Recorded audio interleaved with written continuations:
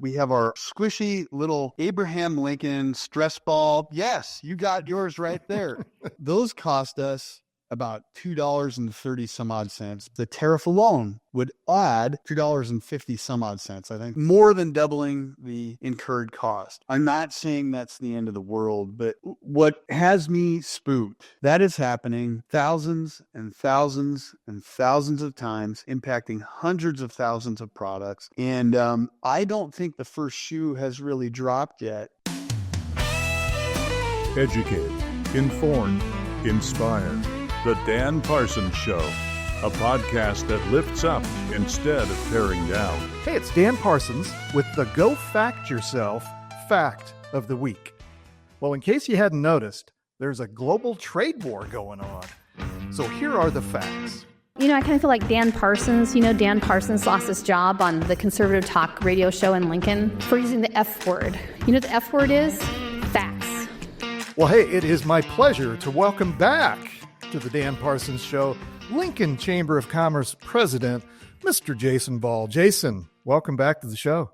Dan, good to see you again. Thanks for having me on again.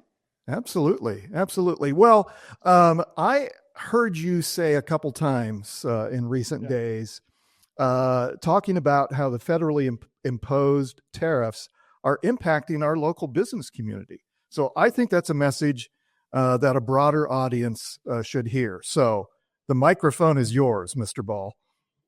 Well, thanks very much, Dan. And look, we've been in the media recently giving some interviews and just trying to share some information with people about how the impact of a national conversation about tariffs is beginning to be felt here at home. And so we've been trying to talk with as many companies as we can. Obviously, our manufacturers in town have been a big part of that conversation here recently. And I can tell you, everyone that I've been able to connect with is sharing, that they have some concerns.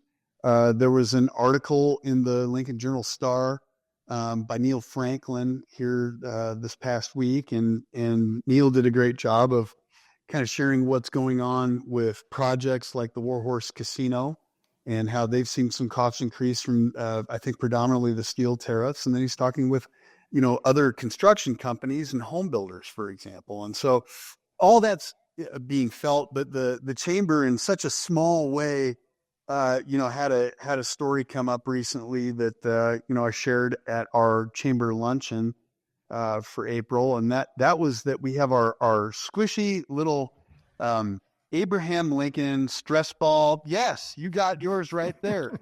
There he is. Those are fun giveaways for visitors, or, we put them in welcome bags. And, in particular, the Visit Lincoln program is really known for those. And it's sort of a fun little symbol of our city, right? And our team, decided we wanted to take that little outfit and change it just for something fun. And you know how they have the red and white stripe Husker overalls that people will wear to Husker games. We thought, wouldn't it be cool if we could dress him up like he's in overalls going to a Husker game, is the thought. And it was months ago this came up, and we went, that's great. People love it. So those cost us about $2.30 some odd cents per squishy stress ball Abraham Lincoln. And we got an email from our provider last week letting us know that as much as they hated to share it with us, apparently the supplier that they get that stuff from is who knows where in China. And given the tariff rates that are in existing at the moment, and those have fluctuated, so this could be a null conversation in 48 hours that we could never predict. But if things are the way they are now, it would cost us the tariff on a $2.30 little Abraham Lincoln piece. The tariff alone per piece would add $2.50 some odd cents. I think $2.58. So more than doubling the incurred cost.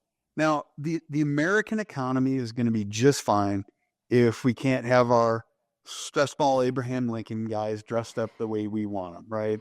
I'm not saying that's the end of the world, but what has me spooked, Dan, is whether it's China or imports from other areas that are still only subject to the 10% import.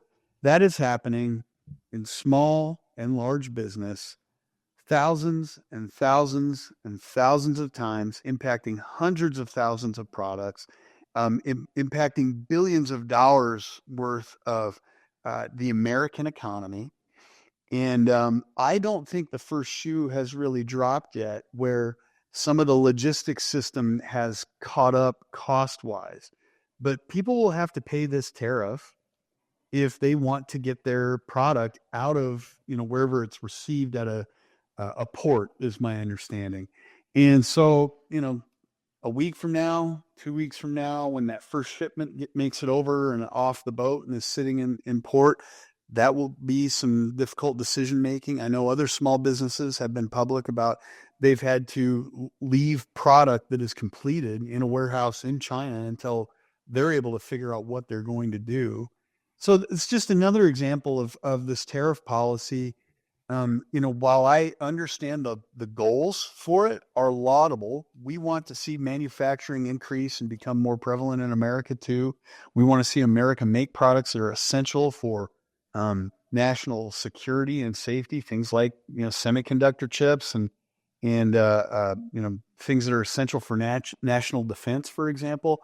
Like, those are laudable goals to have, but doing it with a tariff. And this is not just me, but the U.S. Chamber, doing it with a tariff we assess as a unseen tax on American consumers. And it's also another hurdle now that our businesses have to overcome. And so I hope we're able to find a better way forward. I hope that maybe there will be some national agreements that come out of this that, help address the issue and insulate Lincoln businesses and Nebraska businesses from some of these negative impacts, but they are out there right now, and we are concerned that they're having an impact on this economy.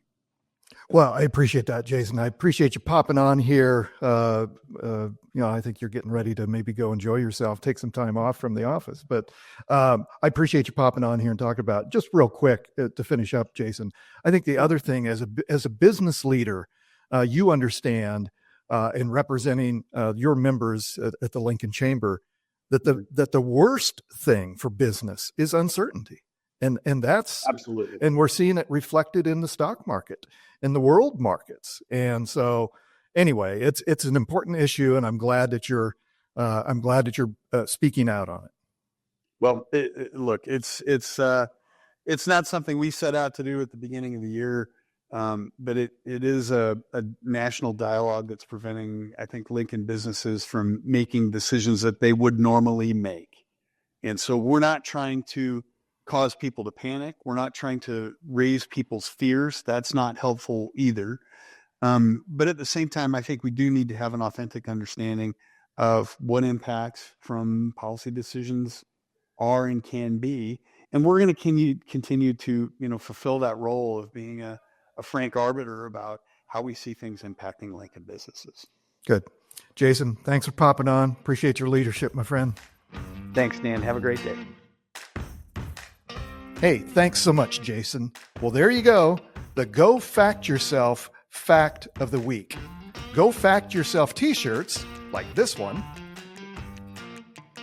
are available now from our friends at Raygun, the greatest store in the universe, in Omaha, Lincoln, or online.